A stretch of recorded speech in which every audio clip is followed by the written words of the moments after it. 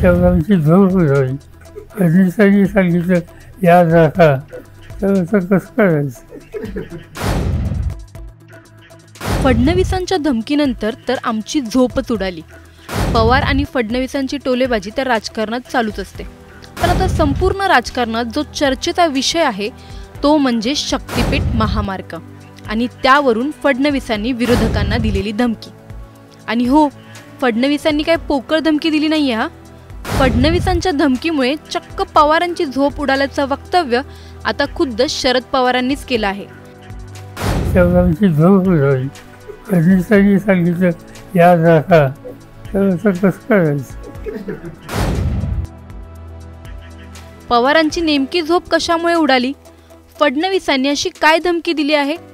फडणवीसांच्या धमकीवरून राजकारणात काय खळबळ चालू आहे हे सर्व जाणून घेणार आहोत. त्यामुळे हा व्हिडिओ शेवटपर्यंत नक्की पहा आणि टाइम्स नाऊच्या सर्व प्लॅटफॉर्म्सना सबस्क्राईब आणि फॉलो करायला विसरू नका. हिंदी भाषेच्या सक्तीनंतर महाराष्ट्रातील राजकारणात कोणता मुद्दा चर्चेत आहे तर तो म्हणजे शक्तीपीठ महामार्ग. शक्तीपीठ महामार्गाची खरंच महाराष्ट्राला गरज आहे का? त्या महामार्गामुळे शेतकऱ्यांचं काही नुकसान तर होणार नाहीये ना? असे अनेक प्रश्न या शक्तीपीठ महामार्गाच्या वाटेवर आहेत. फडणवीसांनी पत्रकारांना प्रतिक्रिया दिली की काही शेतकरी स्वतःहून शक्तीपीठ महामार्गाला समर्थन करतात, तर काहींचा विरोध देखील असेल. विरोध करणाऱ्यांशी आम्ही बोलू, बैठक घेऊ आणि मगच निर्णय घेतला जाईल. काँग्रेसचा महामार्गाला विरोध आहे, तुम्ही याकडे कसं पाहता, असा प्रश्न जेव्हा फडणवीसांना विचारला गेला तेव्हा ते स्पष्टच म्हणाले, काँग्रेस सुरुवातीपासूनच चांगल्या कामांना विरोध करत आहे. समृद्धी महामार्गास विरोध करणारेही हेच होते. जर का शक्तीपीठ महामार्गाच्या कामात राजकारण आणलं तर आम्ही त्यांना बधणार नाही. शरद पवारांनी फडणवीसांच्या ह्याच वक्तव्याचा समाचार घेतला आहे. ते म्हणाले, फडणवीसांच्या धमकीनंतर तर आमची झोपच उडाली.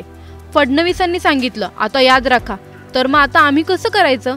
फडणवीस आणि शरद पवारांमध्ये नेमका कसा कलगीतुरा रंगला आहे हे आता तुम्हीच पहा. काँग्रेस पहिल्या दिवशीपासून सगळ्याच विकास कामांना विरोध करताय. समृद्धीचा विरोध करणारी हीच मंडळी होती, पण लोकांनी समोरून येऊन समृद्धी महामार्गाला समर्थन दिलं. आपणही बघितलंय मागच्या काळामध्ये कोल्हापूरच्या एअरपोर्टवर त्या ठिकाणी 300-350 शेतकरी यांनी मला घेराव घातला आणि सह्यांचे पत्र दिले आणि त्यांनी सांगितलं आम्हाला शक्तीपीठ महामार्ग हवा आहे. त्यांनी सांगितलं आम्ही खरे शेतकरी आहोत आणि तुम्ही आमच्या सह्या व्हेरीफाय करा, आमच्या नावाने शेती आहे की नाही व्हेरीफाय करा. ठीक आहे, काही लोकांचा त्या ठिकाणी विरोध असू शकतो, त्यांच्याशी संवाद आम्ही करू.